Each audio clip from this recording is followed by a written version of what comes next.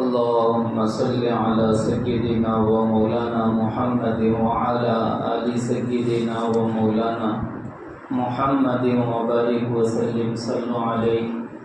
الحمد لله رب العالمين وبك نستعين والصلاة والسلام على سيد الأنبياء والمرسلين محمد وآله وأصحابه أجمعين.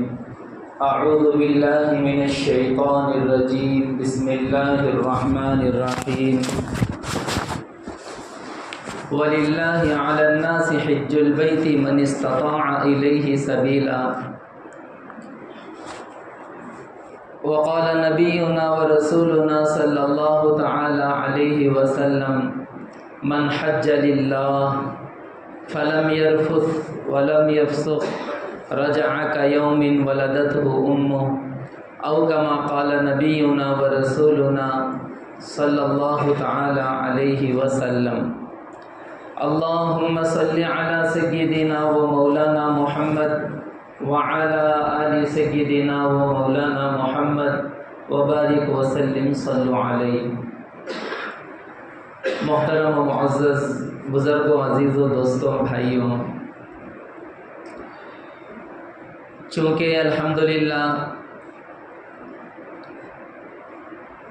حج کمیٹی کی طرف سے 2025 کے حج کے لیے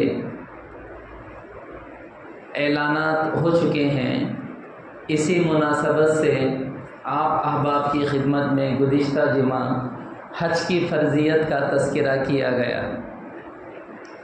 اللہ جل شانہ نے فرمایا من استطاع الیہ سبیلا.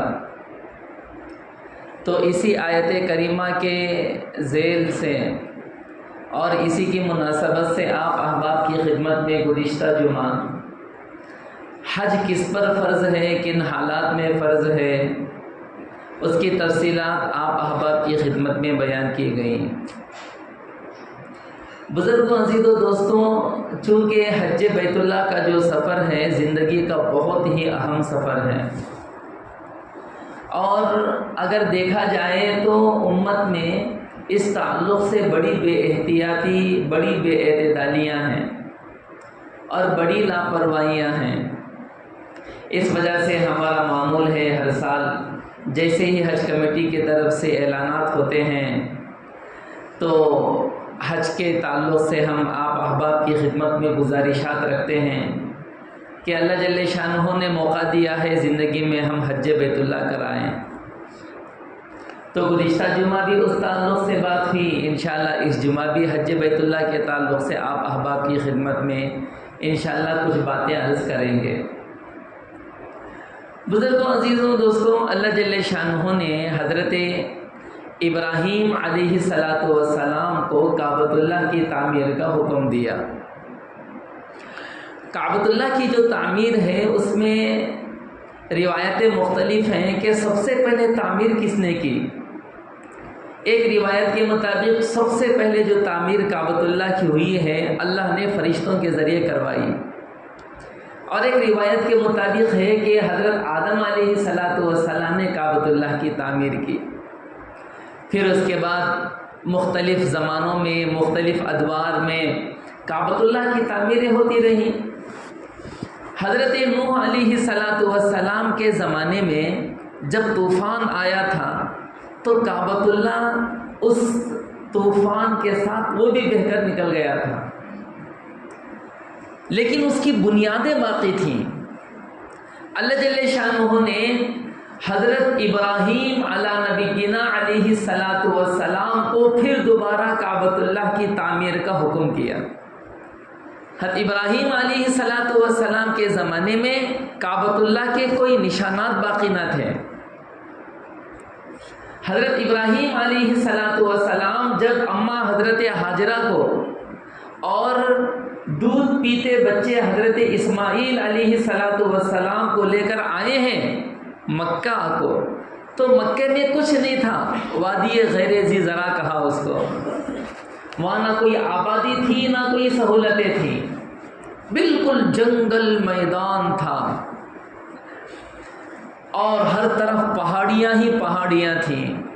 وہ ایک مستقل ایک داستان ہے اور مستقل ایک تاریخ ہے کہ اللہ جل شانہ کے حکم کی تعمیل میں حضرت ابراہیم علیہ السلام نے جو قربانی پیش کی ہے اس کی مثال کوئی نہیں پیش کر سکتا. پھر اللہ جل شانہ نے حضرت ابراہیم علیہ السلام کو جو حکم دیا، حضرت ابراہیم علیہ السلام اپنے بیٹے حضرت اسماعیل علیہ السلام کو لے کر جب وہ بڑے ہو گئے تھے کعبۃ اللہ کی تعمیر کی. قرآن مقدس نے ان باپ بیٹے کی اس تعمیر کے وقت میں جو ان کی زبانوں پہ اللہ جل شانہ کی حمد و ثنا کے نغمے تھے، قرآن نے تذکرہ کیا ان کا. وَإِذْ يَرْفَعُ إِبْرَاهِيمُ الْقَوَاعِدَ مِنَ الْبَيْتِ وَإِسْمَاعِيلُ رَبَّنَا تَقَبَّلْ مِنَّا إِنَّكَ أَنْتَ السَّمِيعُ الْعَلِيمُ رَبَّنَا وَاجْعَلْنَا مُسْلِمَيْنِ لَكَ وَمِنْ ذُرِّيَّتِنَا أُمَّةً مُسْلِمَةً لَكَ وَأَرِنَا مَنَاسِكَنَا وَتُبْ عَلَيْنَا. قرآن مقدس نے حضرت ابراہیم علیہ السلام کا وہ روح پرور منظر اپنے انداز میں بیان کیا. ایک طرف حضرت ابراہیم خود نبی، دوسری طرف ان کے بیٹے حضرت اسماعیل وہ نبی، دونوں مل کے کعبۃ اللہ کی تعمیر کر رہے ہیں. اور تعمیر کرتے کرتے اللہ جل شانہ سے قبولیت کی دعائیں مانگ رہے ہیں. ربنا تقبل منا، اے اللہ تو ہمیں قبول فرما. اور صرف اپنے لیے دعا نہیں کی، حضرت ابراہیم علیہ السلام نے اپنی آنے والی نسلوں کے لیے دعائیں کی اور حج کے مسائل کو سیکھنے کی دعا کی. اے اللہ تو ہمیں حج کے مسائل سکھا. وَأَرِنَا مَنَاسِكَنَا وَتُبْ عَلَيْنَا. تو محترم و معزز بزرگ عزیز و دوستوں، ہر مسلمان کا دل کعبۃ اللہ سے لگا ہوا ہے. کعبۃ اللہ ہمارے دلوں میں ہے، کعبۃ اللہ ہمارے جذبات میں ہے. محترم و معزز بزرگوں، وہ مسلمان ہی کیا جس کے دل میں کعبۃ اللہ کی عظمت نہ ہو اور کعبۃ اللہ کی محبت نہ ہو، وہ مسلمان ہی کیسا. تو اللہ کے گھر کی بار بار حاضری کی تمنا اور خواہش ہونی چاہیے ایک مومن کے پاس کہ میں اللہ کے گھر کی زیارت کر رہا ہوں، اللہ کے گھر کا دیدار کر رہا ہوں، حج بیت اللہ مجھے نصیب کرے. تو بار بار اللہ کے گھر کی حاضری کا ارادہ ہونا چاہیے، خواہش ہونی چاہیے، تمنا ہونی چاہیے، آرزو ہونی چاہیے. یہ ایمان کا تقاضا ہے. یہ اللہ کے نبی حضرت جناب محمد الرسول اللہ صلی اللہ علیہ وسلم نے، میرے بھائیوں میرے عزیزوں، حج بیت اللہ کے فضائل کو بیان کرتے ہوئے فرمایا، من حج للہ فلم یرفث ولم یفسق رجع کیوم ولدتہ امہ. جو اللہ کے لیے حج کرتا ہے اور اپنے حج میں کوئی گناہ کا کام نہیں کرتا، کوئی بے حیائی کا کام نہیں کرتا، تو پھر اللہ اس حج کی برکت سے گناہوں سے ایسے پاک و صاف کر دیتے ہیں. جب حاجی حج کر کے لوٹتا ہے تو وہ ایسے گناہوں سے دھل کر لوٹتا ہے جیسا کہ آج ہی ماں کے پیٹ سے پیدا ہوا ہے. اللہ اس کے تمام گناہوں کو معاف کر دے. اور میرے بھائیوں میرے عزیزوں، اللہ جل شانہ صرف حاجی کے گناہ کو معاف نہیں کرتے. فرمایا اللہ کے نبی صلی اللہ علیہ وسلم نے، اللہم اغفر للحاج، اے اللہ حاجی کی مغفرت فرما. اور حاجی جس کے لیے مغفرت کی دعا کرے سب کی مغفرت فرما. حاجی کی تو اللہ مغفرت کرتے ہی ہیں، اور حاجی جس کے لیے مغفرت کی دعا کرتا ہے اللہ اس کی بھی مغفرت فرماتے ہیں. اور ایک روایت میں حضور اقدس صلی اللہ علیہ وسلم نے فرمایا، اللہ جل شانہ ایک حاجی کی وجہ سے، اس کی دعاؤں کی برکت سے، اس کے 400 گھرانوں کے لوگوں کی مغفرت فرماتے ہیں. 400 خاندان اس کی طرف سے مغفور ہوتے ہیں، عند اللہ ماجور ہوتے ہیں. آپ اندازہ لگاؤ میرے بزرگوں، ایک حاجی کی وجہ سے 400 گھرانوں کی مغفرت ہو رہی ہے، تو پھر اس حاجی کا کیا مقام ہوگا آپ اندازہ لگاؤ، اس حاجی کا کیا مرتبہ ہوگا. تو حج بیت اللہ کوئی معمولی سفر نہیں ہے. ہاں لوگ حج بیت اللہ کے عنوان سے بڑی غفلتیں برتتے ہیں، اور اللہ ہم سب کی حفاظت فرمائے. اگر دل میں وسعت نہ ہو، دل میں فراخی نہ ہو، تو آدمی حج کے عنوان سے مال خرچ کرنے کے لیے پیچھے ہٹتا ہے. دیکھو اللہ کے نبی صلی اللہ علیہ وسلم نے بالکل کھلا اور کلیئر کٹ بات بتائی. فرمایا حج کرو غنی بنو. سمجھ رہے کیا فرمایا اللہ کے نبی نے؟ حج کرو مالدار بنو. تو حج کرنے سے آدمی غریب نہیں ہوگا، حج کرنے سے آدمی مالدار بن جاتا ہے. یہ حدیثوں میں ہے یہ. اور اللہ کے نبی صلی اللہ علیہ وسلم نے مثال دی کہ حج بیت اللہ تمہاری غربت کو ایسے دور کرتا ہے جیسے آگ کی بٹھی لوہے کے زنگ کو دور کرتی ہے، ایسی تمہاری غربت دور ہو جاتی ہے. 3 چیزوں کا تذکرہ حضور اقدس صلی اللہ علیہ وسلم نے بیان فرمایا حدیث مبارکہ میں. نمبر 1، ایک آدمی اللہ کو راضی کرنے کی جگہوں میں مال کو خرچ کرنے سے کنجوسی برتے. ایسی جگہ جہاں مال لگانے سے اللہ خوش ہوتے ہوں، اللہ راضی ہوتے ہوں، ایسی جگہ مال لگانے سے اگر آدمی کنجوسی برتتا ہو، بخل کرتا ہو، تو اللہ کے نبی صلی اللہ علیہ وسلم نے فرمایا تو پھر ایسے بخیل اور کنجوس کو وہ مال بلکہ اس سے زیادہ مال اللہ کی نافرمانی میں لگانا پڑ جائے گا. اللہ کو راضی کرنے کی جگہ میں نہیں لگا رہے تو پھر کیا ہوگا؟ تمہارا مال اللہ کو ناراض کرنے کی جگہوں میں لگ جائے گا. ارے مشاہدہ ہے یہ. آج امت کا کتنا بڑا مال آپ دیکھیں میرے بزرگوں دوستو کہاں لگ رہا ہے. رشوت دینے میں مال لگ گیا، سود کھلانے میں مال لگ گیا، فضول خرچی کے نکاحوں میں مال لگ گیا، اور پتہ نہیں کیسی کیسی چیزوں میں ہمارا مال لگ جا رہا ہے. اور ایک صرف شادی ہال کو صرف ڈیکوریٹ کرنے کے لیے 2-2 لاکھ روپے دے رہے لوگ. صرف شادی ہال کو سنوارنے کے لیے بس 1-2 گھنٹے کے لیے 2-3 لاکھ روپے اس پہ خرچ کر رہے ہیں. میرے بزرگ دوستوں، بھائیو، عزیزوں، بتاؤ یہ اللہ کو ناراض کرنے میں مال لگ رہا نہیں لگ رہا ہے؟ ہاں رشوتیں دے رہے لوگ اپنے مقاموں کو بنانے کے لیے، یہ اللہ کو ناراض کرنے کی جگہ یہ مال لگ رہا نہیں لگ رہا ہے؟ ہاں ہماری کمائی کا ایک بڑا حصہ، ہماری کمائیوں کا ایک بڑا حصہ سود میں چلا جا رہا ہے، انٹرسٹ میں چلا جا رہا ہے. بتاؤ میرے بھائیو عزیزو، یہ اللہ کو ناراض کرنے کی جگہ میں لگ رہا نہیں لگ رہا ہے؟ ہاں یہ تو 2-3 مثالیں ہیں، ورنہ معاشرے میں ایسی سینکڑوں مثالیں بھری پڑی ہیں. اللہ کے نبی صلی اللہ علیہ وسلم کا مبارک کلام کبھی بھی غلط نہیں ہو سکتا. ہمیں چڑھتے سورج کی طرح یقین ہے حضور پاک صلی اللہ علیہ وسلم نے جو کہا ہے وہ ہو کر رہے گا. وہ ہمیں چڑھتے سورج کی طرح یقین ہے.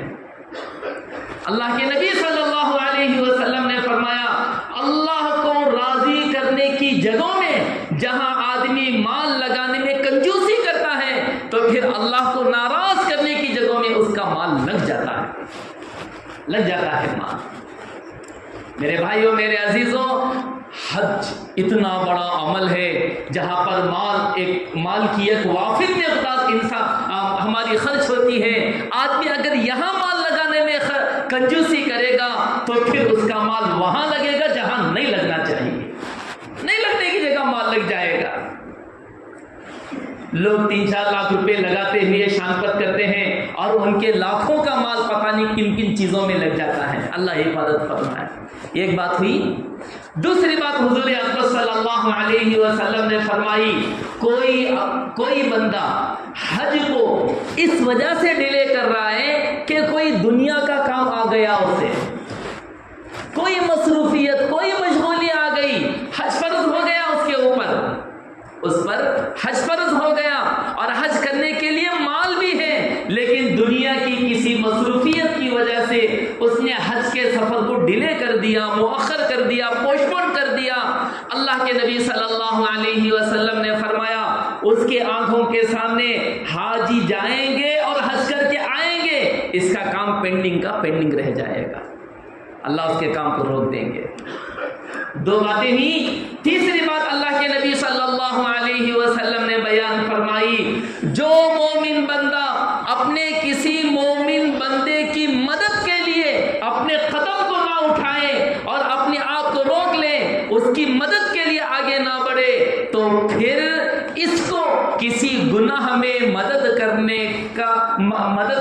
کرنا پڑے گا۔ پھر اس کو اگر نیکی کے کاموں میں تم مدد نہیں کرو گے تو پھر گناہ کے کاموں میں تم مدد کرنے والے بن جاؤ گے۔ تو میرے بھائیوں، میرے عزیزوں، اللہ کے نبی صلی اللہ علیہ وسلم نے یہ تین باتیں ارشاد فرمائی، یہ نہیں کرو گے تو یہ ہوگا، اللہ کو راضی کرنے کی جگہ میں مال نہیں لگاؤ گے تو ناراض کرنے کی جگہ میں مال لگ جائے گا، دنیا کی مصروفیت کی وجہ سے حج کو ڈیلے کرو گے تو حج کرنے والے حج کر جائیں گے لیکن تمہارا کام ادھورا کا ادھورا رہ جائے گا، کسی اللہ کے بندے کی مدد کے لیے اپنے آپ کو آگے نہیں کرو گے تو پھر نافرمانی میں تمہارا جان، تمہارا مال، تمہارا وقت، تمہاری صلاحیتیں اللہ کی نافرمانی میں لگ جائیں گی۔ تو میرے بھائیوں، میرے عزیزوں، اللہ کے نبی حضرت جناب محمد رسول اللہ صلی اللہ علیہ وسلم نے فرمایا، من اراد الحج فلیتعجل، جو حج کا ارادہ کرتا ہو وہ جلدی کرے حج کرنے میں، حج کرنے کو لیٹ نہ کرے، تاخیر نہ کرے، سمجھ رہے؟ فرمایا فلیتعجل، فوراً حج کر لے، وہ تاخیر نہ کرے، ڈیلے نہ کرے، حج کو پوسٹ پون نہ کرے۔ پتہ نہیں زندگی کا کیا بھروسہ کہ بھئی آئندہ سال ہم زندہ رہیں گے یا نہیں رہیں گے۔ اس وجہ سے میرے بھائیوں، میرے عزیزوں، میرے بزرگوں، حج بیت اللہ کے تعلق سے کسی بھی اعتبار سے آدمی کو غفلت نہیں برتنی چاہیے، لاپرواہی نہیں برتنی چاہیے۔ مجھ پر حج فرض ہو گیا، اب ہر حال میں مجھے حج کرنا ہی کرنا ہے، ہر حال میں حج کرنا ہے، ہر مصروفیت میں حج کرنا ہے۔ تو حضور اقدس حضرت جناب محمد رسول اللہ صلی اللہ علیہ وسلم نے حج بیت اللہ کے تعلق سے جیسے فضائل بتائے ہیں، اللہ کے نبی صلی اللہ علیہ وسلم نے حج بیت اللہ نہ کرنے کے بارے میں ویسے وعیدیں بھی بتائیں۔ اس کے فضائل بھی ہیں، اس کی وعیدیں بھی ہیں۔ اللہ کے نبی صلی اللہ علیہ وسلم ایک مرتبہ مینا کی مسجد میں تشریف فرما تھے، دو صحابہ اللہ کے نبی صلی اللہ علیہ وسلم کی خدمت میں آئے، ان میں سے ایک انصاری تھا اور ایک ثقفی تھے۔ حضور پاک صلی اللہ علیہ وسلم کے پاس آ کر بیٹھ گئے، کہا یا رسول اللہ ہم آپ سے کچھ پوچھنا چاہتے ہیں۔ حضور اقدس صلی اللہ علیہ وسلم نے فرمایا تم ہی پوچھو گے یا میں پوچھوں کہ تم کیا پوچھنا چاہتے ہو؟ دونوں صحابہ نے کہا یا رسول اللہ آپ ہی بتا دو ہم کیا پوچھنا چاہتے ہیں آپ سے۔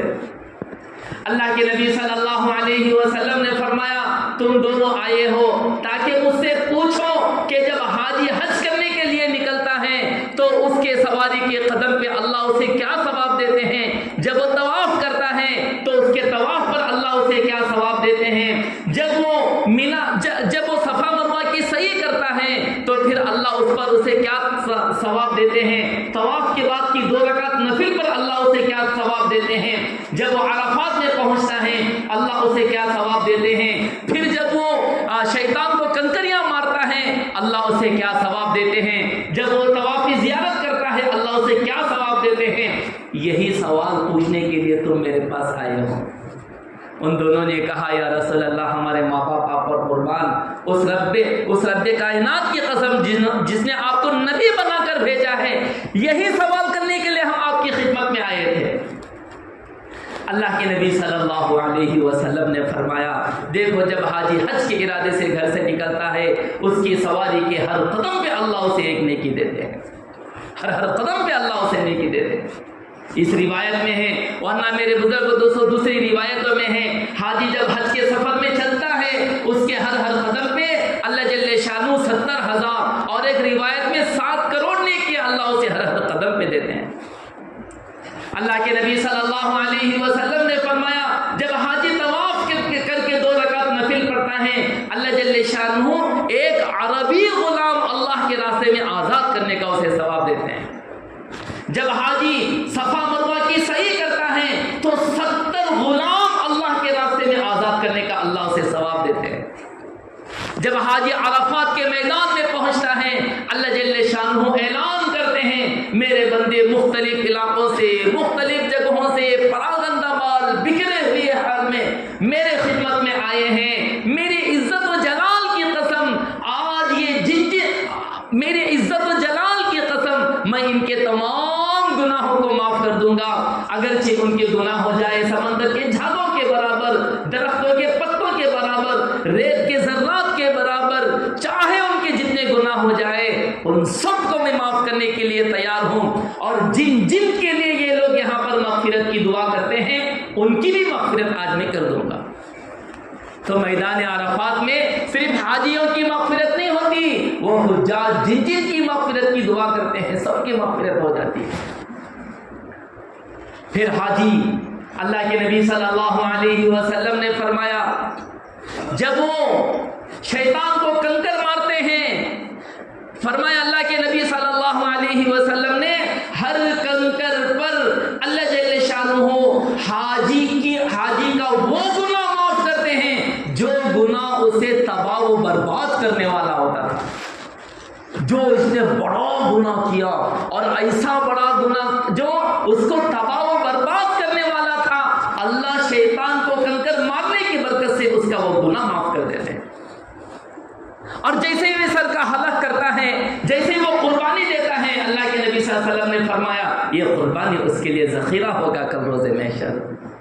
اور جیسے ہی وہ اپنے سر کا حلق کرے گا اللہ کے نبی صلی اللہ علیہ وسلم نے فرمایا اس کے سر میں جتنے بال ہیں ان بالوں کے برابر اللہ حاجی کو نیکیاں دیتے ہیں۔ اب یہ سارے ارکان کر کے اب حاجی آخر میں حج کا آخری فرض طواف زیارت کرنے کے لیے اس حال میں پہنچتا ہے کہ اس کے نامہ عمل میں ایک بھی گناہ باقی نہیں رہتا۔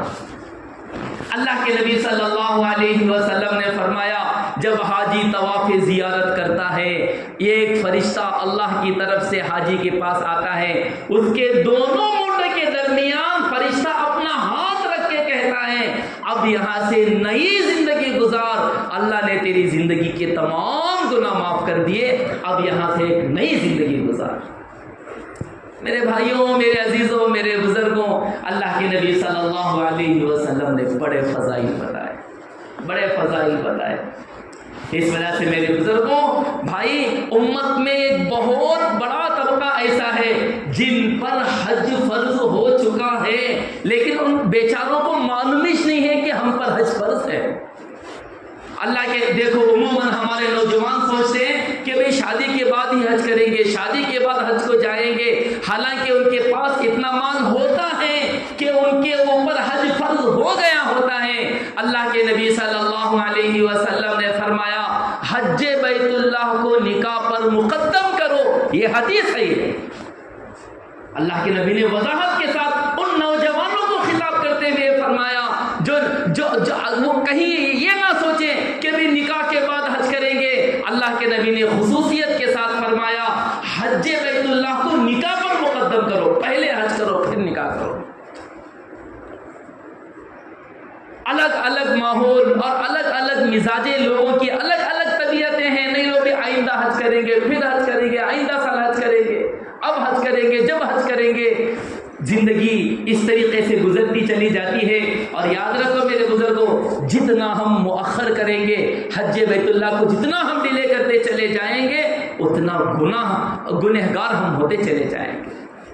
اللہ نے پوری زندگی میں صرف ایک مرتبہ اس فریضے کو ہم پر عائد کیا ہے، ایک مرتبہ حج بیت اللہ بس مسلمانوں پہ فرض ہے۔ ہر حال میں پہلی مشغولی میں اس کو کر لینا چاہیے، پہلی مشغولی میں۔ ایک بات تو یہ رہی. دوسری بات میرے بزرگ دوستوں، ہمارے متعلقین میں، ہمارے رشتہ داروں میں، ہمارے والدین میں جو دنیا سے چل بسے، ان کے اوپر حج فرض تھا لیکن وہ کسی وجہ سے حج نہیں کر سکے. اسی طریقے سے اب وہ باحیات تو ہیں، زندے تو ہیں، لیکن وہ حج نہیں کر سکتے. وہ فزیکل انفٹ ہیں جس کی وجہ سے وہ حج نہیں کر سکتے. وہ ان کے جسم میں اتنی طاقت نہیں ہے، ان کے لیے حج کرنا ممکن نہیں ہے. تو شریعت مطہرہ نے ان کے لیے حج بدل کا کانسیپٹ دیا ہے. حج فرض ہو گیا تھا تو حج کرنا ہی کرنا ہے. زندگی میں نہیں کر سکے تو ان کے لیے ضروری ہے مرتے وقت وصیت کر کے مریں کہ میرے مال میں سے حج بیت اللہ کرایا جائے، حج بدل کرایا جائے. اس آدمی کے لیے وصیت کرنا بھی فرض ہے. وصیت کرنا ضروری ہے اس کے لیے کہ مرتے وقت وصیت کر کے مرے کہ میرے مال میں سے حج کرایا جائے، کسی سے بھی حج کرایا جائے. تو میرے بزرگ دوستوں، اگر کسی وجہ سے ہمارے والدین ہو یا ہمارے متعلقین ہو وہ حج نہیں کر پائے تھے اور وصیت بھی نہیں کر پائے تھے، تو ہمارے لیے ذمہ داری بھی بنتی ہے اخلاقانہ طور سے کہ ہم ان کا حج بدل بھی کرائیں. آپ کسی سے بھی کرائیں یا آپ خود ان کا حج کریں، خود ان کے نام سے حج کریں. ابن الموفق رحمۃ اللہ علیہ بہت بڑے ولی گزرے ہیں. ان کا معمول تھا اللہ کے نبی صلی اللہ علیہ وسلم کی طرف سے حج کر دیتے. کئی حج کیے انہوں نے حضور پاک صلی اللہ علیہ وسلم کے نام سے، کئی حج بدل کیے. ایک مرتبہ رات کو سو گئے تھے، اللہ کے نبی صلی اللہ علیہ وسلم کی زیارت ہوئی. حضور اقدس صلی اللہ علیہ وسلم نے پوچھا ابن الموفق کیا تو نے میری طرف سے حج کیا ہے؟ یا رسول اللہ ہاں میں نے آپ کی طرف سے حج کہا. کیا تو نے میری طرف سے لبیک کہا؟ یا رسول اللہ ہاں میں نے آپ کی طرف سے لبیک کہا. ابن الموفق رحمۃ اللہ علیہ کو اللہ کے نبی صلی اللہ علیہ وسلم نے فرمایا کہ کل روز محشر میں تیرا ہاتھ پکڑ کے تجھے جنت میں داخل کروں گا اور لوگ اپنا حساب دینے کے لیے کھڑے کے کھڑے رہ جائیں گے. اس کا بدلہ میں ضرور دوں گا، روز قیامت میں اس کا بدلہ ضرور دوں گا اور تیرا ہاتھ پکڑ کے میں تجھے جنت میں داخل کر کے رہوں گا. میرے بھائیوں، میرے عزیزوں، میرے بزرگوں، حضور اقدس صلی اللہ علیہ وسلم کی طرف سے حج بدل کرنے کا یہ ثواب ہے. اللہ کے نبی صلی اللہ علیہ وسلم نے حضرت ابن الموفق رحمۃ اللہ علیہ کو فرمایا تھا تیرا ہاتھ پکڑ کے میں تجھے جنت میں داخل کروں گا. تو میرے حال میرے بزرگوں، اپنے بڑوں کی طرف سے اگر وہ کسی وجہ سے حج نہیں کر سکتے یا نہیں کیے چلے گئے دنیا سے تو ان کی طرف سے حج بدل بھی کرانا چاہیے. اللہ کے نبی صلی اللہ علیہ وسلم نے اس کی بھی فضیلت بیان فرمائی کہ حج بدل جب ہوتا ہے، ایک حج بدل کی وجہ سے 3 لوگوں کو حج کا ثواب ملتا ہے. نمبر 1 جس کا حج بدل کیا جا رہا ہے، نمبر 2 جو حج بدل کر رہا ہے، نمبر 3 جو حج بدل کرا رہا ہے. جس کا مال لگ رہا ہے اسے بھی ایک حج کا ثواب، جس کی جان لگ رہی ہے اسے بھی ایک حج کا ثواب، اور جس کے نام سے حج بدل ہو رہا ہے اسے بھی ایک حج کا ثواب. اور ایک حدیث سے اللہ کے نبی صلی اللہ علیہ وسلم نے وصیت کرنے والوں کے بارے میں فرمایا جو حج بدل کی وصیت کر جاتے ہیں ایسے موقع پہ 4 لوگوں کو حج کا ثواب ملتا ہے. نمبر 1 وصیت لکھوانے والے کے لیے ایک حج کا ثواب، اور دیکھو یہاں وصیت لکھنے والے کے لیے ایک حج کا ثواب. اگر وصیت لکھنے والا اگر مسلمان ہوگا تو صرف حج کی وصیت لکھنے پر اللہ کے نبی صلی اللہ علیہ وسلم نے فرمایا اسے ایک حج کا ثواب ملے گا. پھر جو حج کے عنوان سے مال لگائے گا اسے ایک حج کا ثواب، اور جو حج بدل کرے گا اسے ایک حج کا ثواب. تو میرے بھائیوں، میرے عزیزوں، میرے بزرگوں، حج زندگی کا اہم ترین فریضہ ہے، اہم ترین فریضہ. ہم چھوٹے چھوٹے معمولی بہانوں سے اس فریضے سے ہم دور رہ جاتے ہیں. دیکھو ہم نے گزشتہ جمعہ بھی یہ اعلان کیا تھا حج کمیٹی آف انڈیا کی طرف سے ماشاءاللہ حج کے فارم نکل چکے ہیں.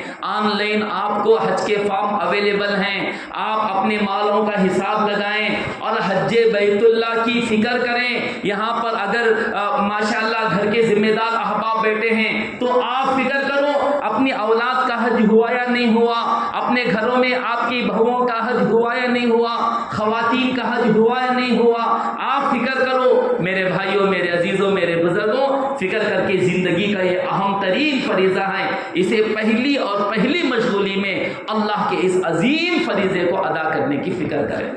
تو بہرحال گزشتہ جمعہ بھی ہم نے اعلان کیا تھا, اس جمعہ بھی دوبارہ آپ سے اعلان کرتے ہیں, اس فریضے کو آپ جانے پہچانے اور اسے اہمیت دیں اور اسے سیریس لیں. ماشاءاللہ آن لائن حج کے فارم اویلیبل ہیں, آپ فکر کریں, انشاءاللہ اللہ آپ کے لیے راستے کھولیں گے. اللہ جل شانہ سے دعا ہے اللہ ہمیں کہنے اور سننے سے زیادہ عمل کرنے کی توفیق عطا فرمائے.